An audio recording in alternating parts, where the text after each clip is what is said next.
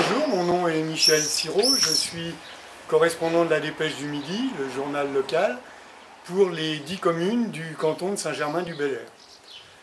Comme vous l'a dit Jacques, Saint-Germain-du-Bel-Air est le chef-lieu de canton, donc il a une mairie très vaste, qui était donc construite par le sénateur Coquulat. Alors ce qui est très drôle, c'est que d'un côté, vous avez la mairie, et de l'autre côté, vous avez l'église qui également, à un moment donné, avait comme prêtre un monsieur, enfin un père qui s'appelait Coquulat également. Donc ça me fait penser un petit peu à Camillo.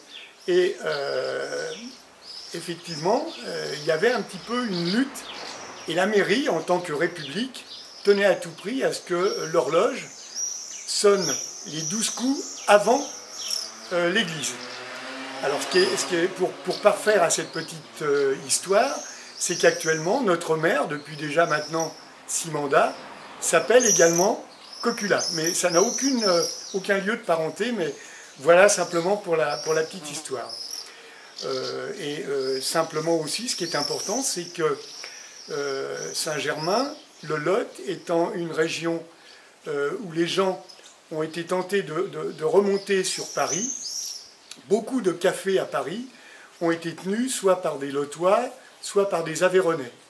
Et la maison, en sortant du village qui appartenait ou qui appartient à la famille Parère, était la maison du correspondant d'un journal qui s'appelle, ou qui s'appelait, parce que je crois qu'il n'existe plus, l'Auvergnat de Paris. Et alors là, c'était tout à fait typique. Tous les Aveyronnais, tous les Lotois connaissaient le moindre détail de ce qui se passait à Saint-Germain-du-Bel-Air ou dans leur village. Je prends un exemple.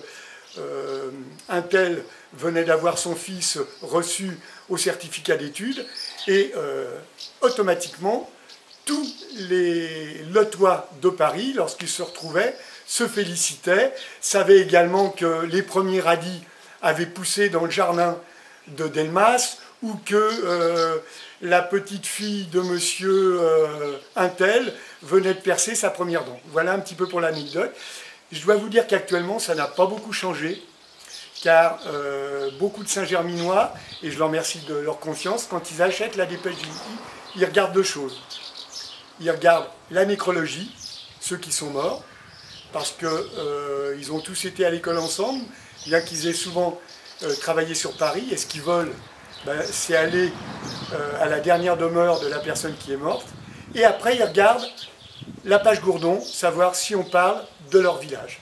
Et donc, mon rôle, c'est de parler de toutes ces petites anecdotes qui, grâce aux Saint-Germinois, parce que moi, je ne suis qu'un miroir qui reflète toutes les petites anecdotes qui peuvent se passer dans un village. Un long fleuve tranquille, en quelque sorte. Voilà.